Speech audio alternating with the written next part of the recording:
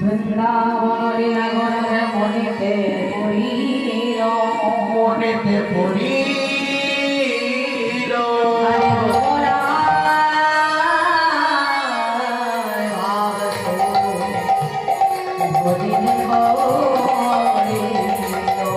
যমুনার ভাব সুর ঘটিলে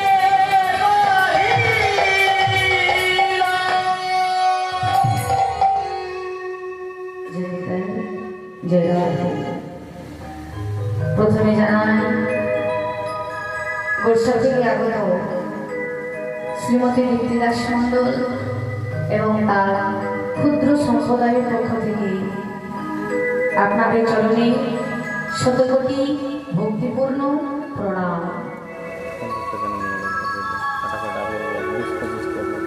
আসরে উপস্থিত সাধুগুরু বৈষ্ণব এবং ভক্তিমতী মায়েগণ বাবাদের চরণে আমার এবং আমার সম্প্রদায়ের পক্ষ থেকে শতকোটি ভক্তিপূর্ণ প্রণাম। তারপর বাবা